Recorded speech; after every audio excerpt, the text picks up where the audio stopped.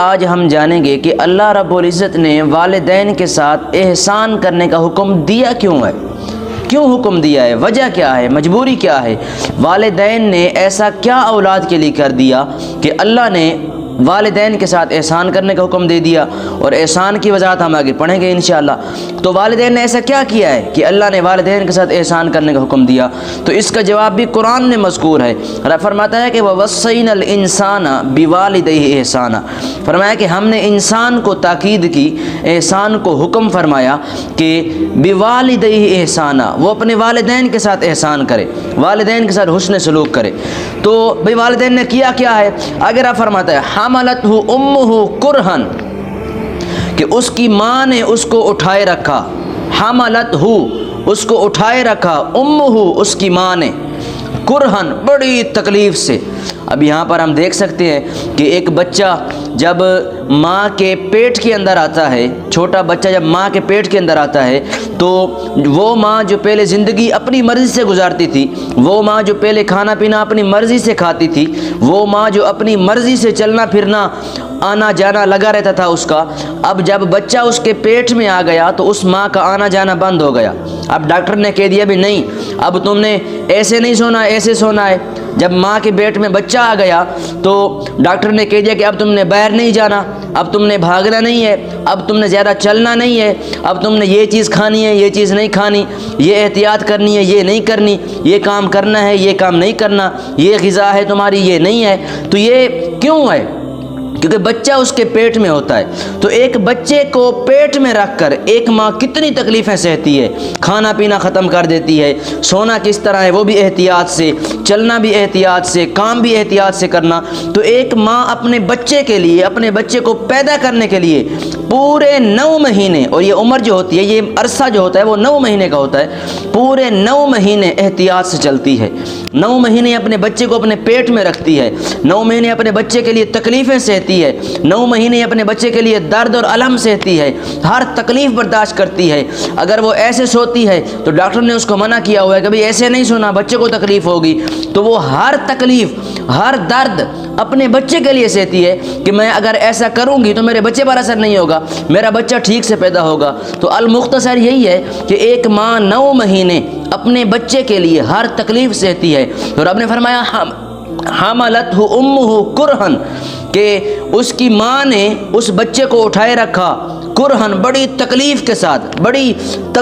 تکلیف کے ساتھ۔ اچھا صرف یہ 9 مہینے ہی نہیں بلکہ اگر آپ فرما رہا ہے حملتہ امہ کرہن ووضعتہ کرہا، اب وہاں تھا کہ اس کی ماں نے جب بچہ اس کے پیٹ میں تھا، جب بچہ اس کے اندر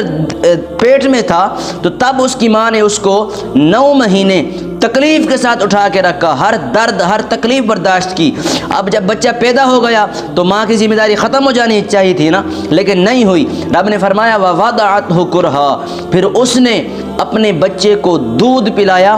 کرہن، تکلیف کے ساتھ۔ فقہا لکھتے ہیں کہ ماں اپنے بچے کو خون پلاتی ہے بشکل دودھ میں، تو ایک ماں اپنے بچے کے لیے 9 مہینے تکلیف کے ساتھ ہر احتیاط کو قبول کر کے، ہر تکلیف کو قبول کر کے، ہر درد کو قبول کر کے اپنے بچے کی پرورش کرتی ہے، اپنے بچے کو اپنے پیٹ کے اندر پالتی ہے، اپنی غذا تبدیل کرتی ہے، وہ غذا جو بچے کے لیے نقصان دہ نہ ہو، چلنا اتنا ہوتا ہے جو بچے کے لیے نقصان دہ نہ ہو، کھانا اتنا ہوتا ہے جو بچے کے لیے نقصان دہ نہ ہو، ہر تکلیف، ہر درد سہتی ہے۔ اب جب بچہ پیدا ہو جاتا ہے، بچہ دنیا زہری میں آ جاتا ہے، تو پھر تو ماں کو چاہیے کہ آرام کرے، اپنی تکلیفیں ختم کر دے، اپنے درد ختم کر دے، نہیں، پھر بھی وہی ماں 2 سال بلکہ یہاں 30 مہینے رب کا فرمان ہے وَحَمْلُهُ وَفِصَالُهُ 30 شہرا، کہ وہ 30 مہینے تک، 30 شہرا، 30 مہینے تک اپنی اولاد کو، اپنے بچے کو اپنا خون پلاتی ہے، اپنا جگر کا خون دودھ کی شکل میں پلاتی ہے۔ تو یہ ایک ماں ہے جو اپنے بچے کے لیے تقریباً 9 مہینے پہلے تکلیف برداشت کرتی ہے جب وہ دنیا میں نہیں آیا ہوتا، پھر اس کے بعد جب وہ دنیا کے اندر آ جاتا ہے تو پھر اس کے لیے وہ اور تکلیفیں برداشت کرتی ہے، اپنا جو دودھ ہے، اپنا جو خون ہے وہ دودھ کی شکل میں اپنی اولاد کو پلاتی ہے۔ تو دیکھو دوستو، ایک ماں کا کردار ہماری زندگی میں کتنا اہم ہے، کتنی تکلیفیں ہماری ماں نے ہمارے لیے صحیح ہوتی ہیں، لیکن افسوس اس بات کا ہے کہ جب وہ ہمیں پالتی ہے، ہمیں پوس کر بڑا کر دیتی ہے، ہماری تربیت کرتی ہے، ہمارے کپڑے صاف کرتی ہے، ہمیں چلنا پھرنا سکھاتی ہے، ہمیں پہننا اور کھانا سکھاتی ہے، تو پھر ہم وہی انسان ہم جب بڑے ہو جاتے ہیں تو اپنے ماں باپ کا ادب اور تمیز اور لحاظ بھول جاتے ہیں، اپنے ماں باپ کے ساتھ احسان کرنا بھول جاتے ہیں، حسن سلوک کرنا بھول جاتے ہیں، دنیا کی لالچ میں، دنیا کی قوت میں